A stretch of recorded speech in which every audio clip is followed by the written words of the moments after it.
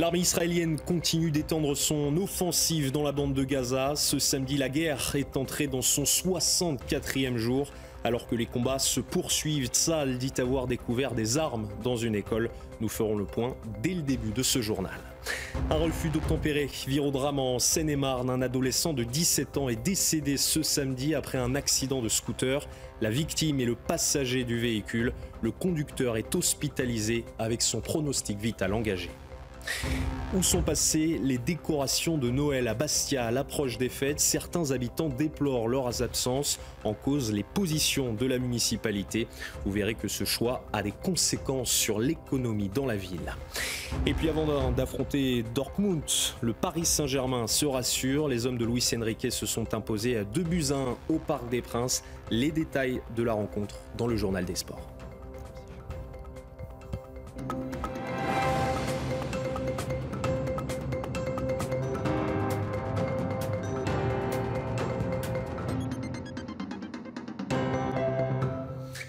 Bonsoir à tous et très heureux de vous retrouver sur CNews pour l'édition de la nuit. Les combats se poursuivent dans la bande de Gaza alors que la guerre entre Israël et le Hamas est entrée dans son 64e jour ce samedi.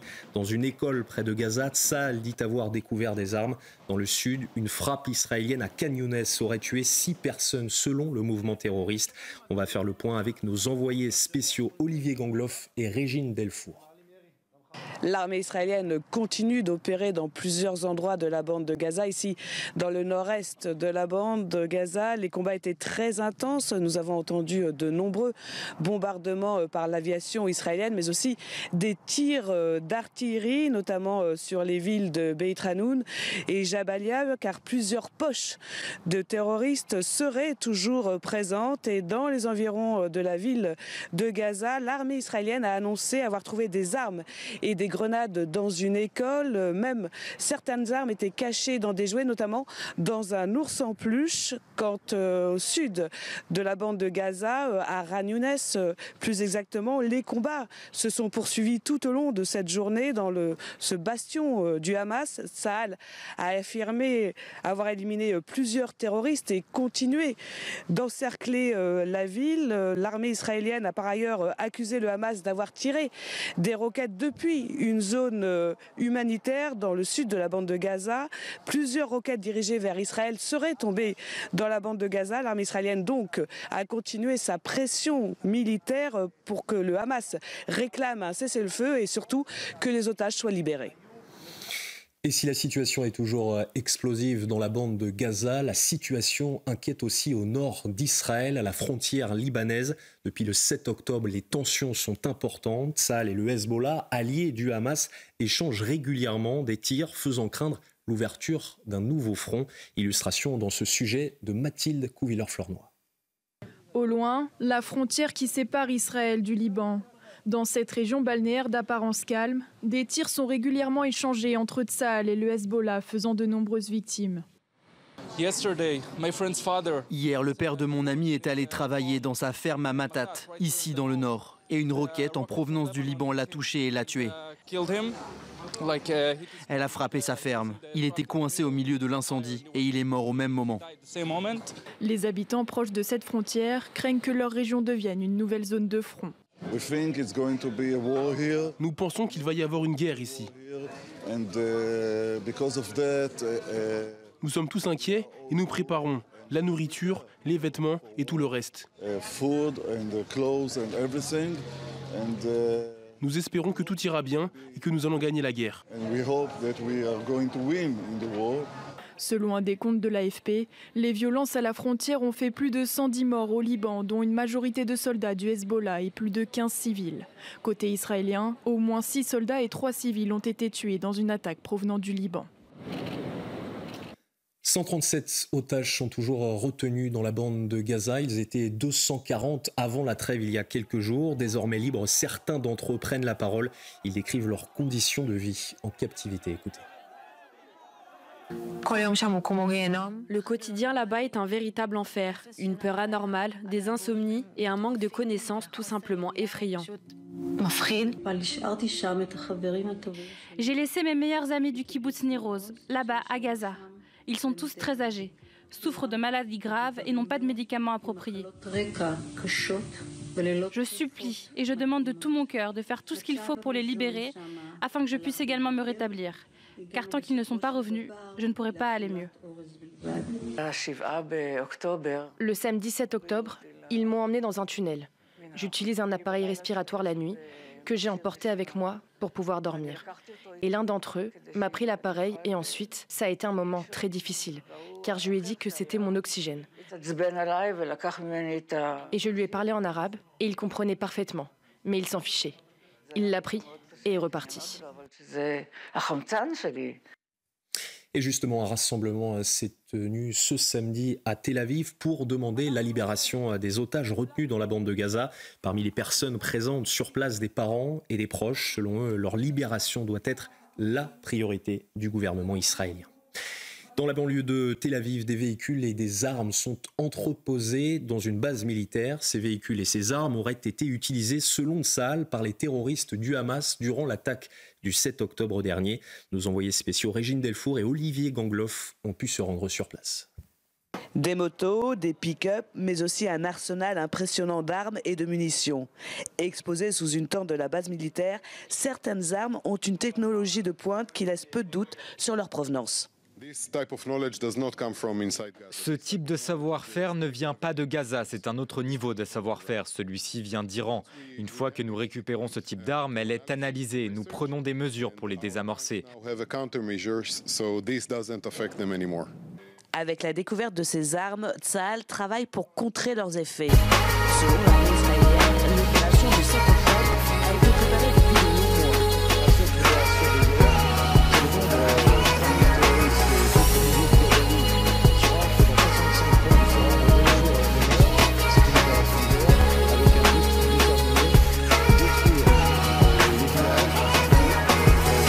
Đối với anh thì nó chỉ là để phù phiếm. Lỗi lầm duy nhất của anh là không nhận ra em là một con điếm gắn mắt của một con thỏ con. Nhưng điều ai biết rằng sự thật ở trong em thì em gạt sữa điều khác gì cho con. Anh nói với em một điều, nếu như em muốn có tiền. Pense qu'elles auraient pu servir à dissimuler les otages dans la bande de Gaza.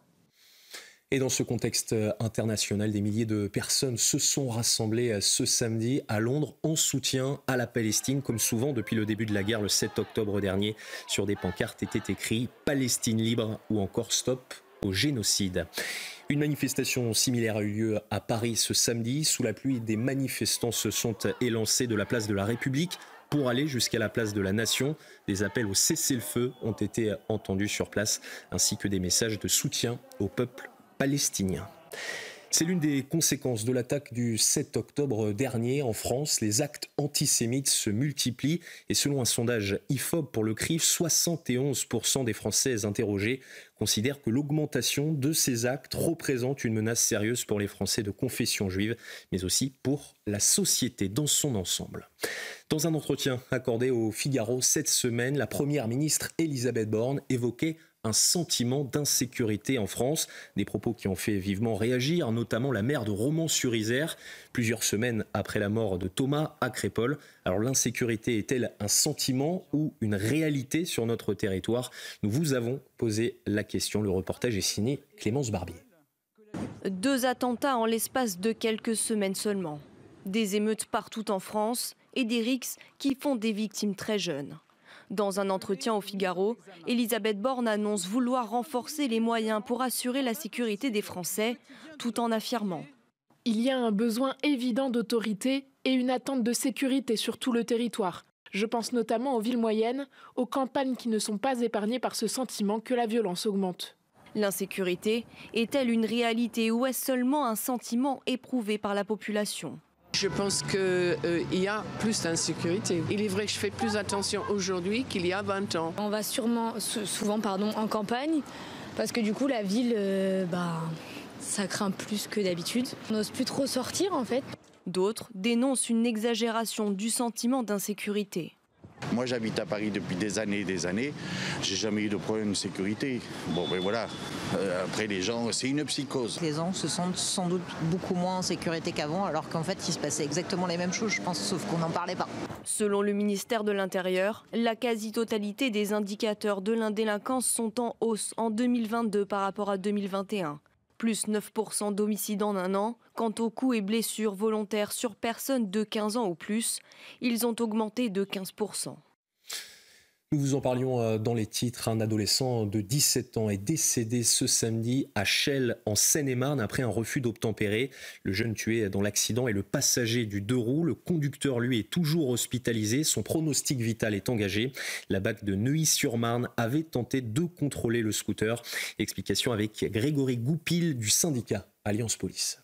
Mes collègues sont à un feu rouge fixe. Ils voient un scooter avec 2 individus casqués qui passent à vive allure. Ce soir-là, s'ensuit un refus d'obtempérer. L'individu zigzague et fait un changement brusque de voie. Et comme la chaussée est humide, il va perdre le contrôle de son véhicule.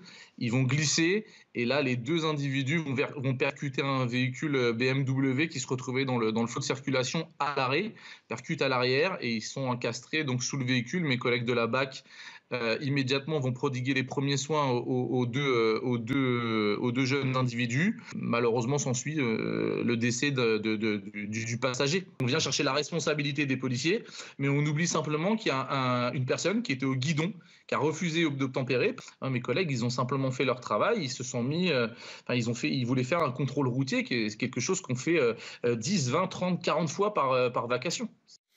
Dans le reste de l'actualité, un adolescent est mort à Valenton vendredi soir. Ce jeune de 17 ans a été tué par arme blanche alors qu'il se rendait à un rendez-vous pour vendre un jogging. Un mineur a été placé en garde à vue dans cette affaire. Les détails avec Célia Barotte, journaliste police-justice pour CNews.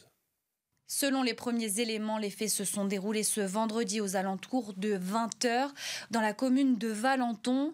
Un jeune homme de 17 ans était venu vendre un jogging accompagné de son cousin et de 2 autres amis. En arrivant au point de rendez-vous, il y avait 5 à 6 individus qui l'attendaient.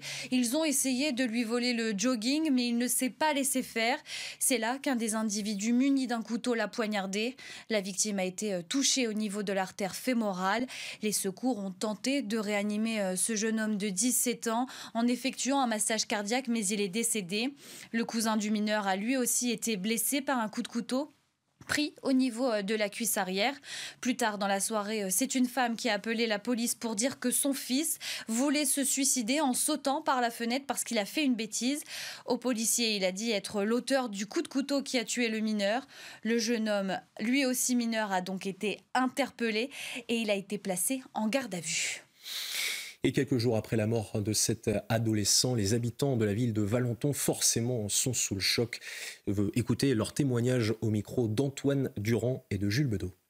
Moi, je trouve ça quand même répugnant, parce que on habite quand même à Valenton, on a des enfants, des jeunes enfants, et je comprends pas pourquoi, pour une histoire de pantalon, on vient poignarder un mec de 16 ans. Moi, je trouve ça quand même assez aberrant, en fait.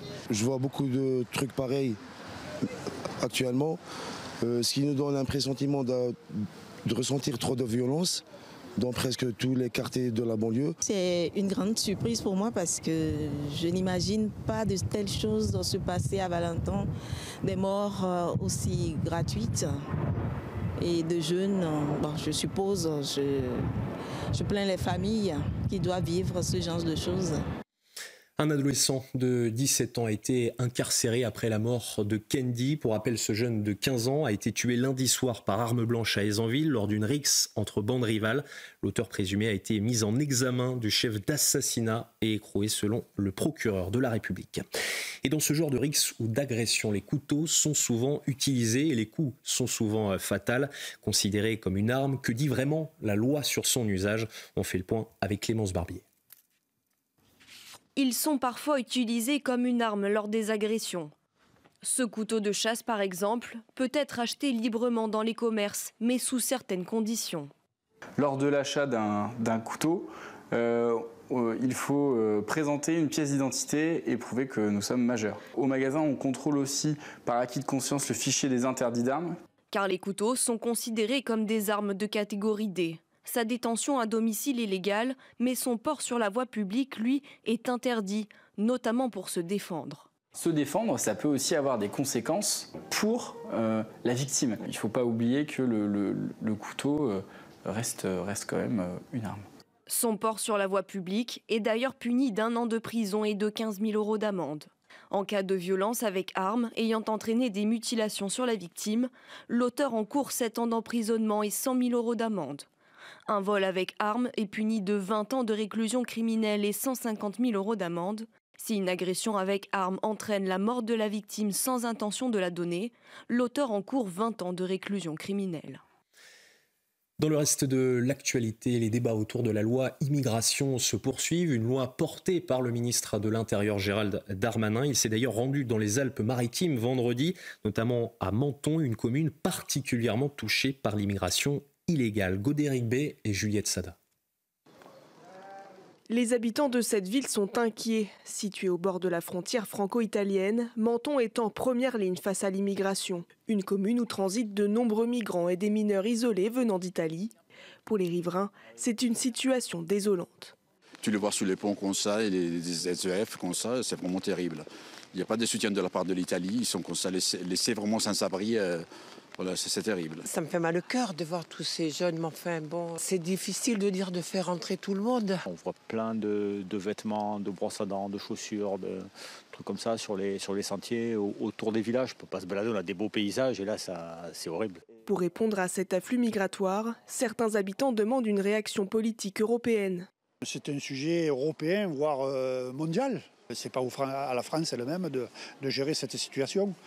Malgré le flux migratoire toujours plus important, le ministre de l'Intérieur a affirmé avoir mobilisé 80% d'effectifs supplémentaires au niveau de la frontière italienne. Cette année, le département des Alpes-Maritimes comptait plus de 30 000 interpellations de migrants à la frontière. En France, la filière bio souffre beaucoup, conséquence notamment de l'inflation. Face à la hausse des prix et à la baisse du pouvoir d'achat, les produits se vendent moins et certains agriculteurs jettent l'éponge. Pour éviter ces abandons, le gouvernement veut augmenter son aide à la culture bio. Le sujet est signé Charles Baget et Kylian Salé. Hop là. Cela fait 13 ans que Fabien a repris l'exploitation familiale. Une quinzaine d'employés, 50 hectares et une culture 100% bio. Pas de pesticides de synthèse et pas d'engrais chimiques, donc beaucoup plus de temps de travail. Quand je discute avec mes collègues conventionnels, par exemple sur une culture de carottes où je passe à peu près 300 ou 400 heures à l'hectare pour le désherbage, et eux que passent une quinzaine de minutes avec un pulvérisateur. Ces rendements sont 15 à 30% plus faibles que dans l'agriculture conventionnelle. Pour des raisons écologiques, l'État a encouragé l'exploitation bio, mais aujourd'hui, le secteur est bouché. Le marché n'est plus aussi porteur qu'il l'a été dans les années 2020 et qu'aujourd'hui, la concurrence entre producteurs est beaucoup plus importante et qu'il y a trop de volume de bio par rapport à la vente. Les faillites et les redressements judiciaires sont de plus en plus courants dans le secteur. Pour éviter cela, certains agriculteurs bio reviennent au conventionnel.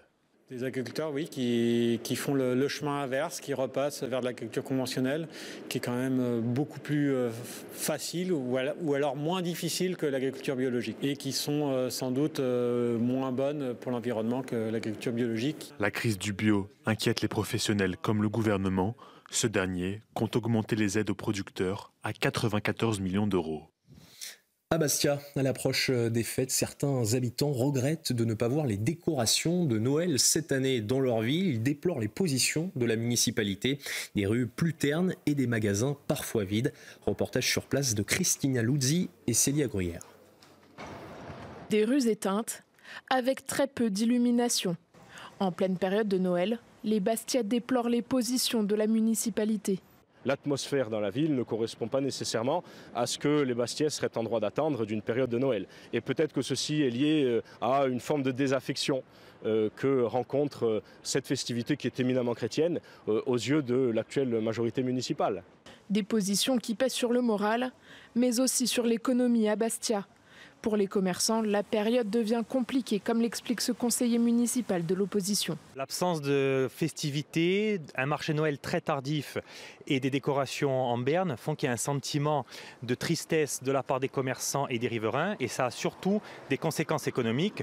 Grand nombre de Bastiais quittent la ville pour faire leurs achats. Donc on peut dire que cette année, Bastia est très triste et il n'y a pas de magie de Noël pour les enfants.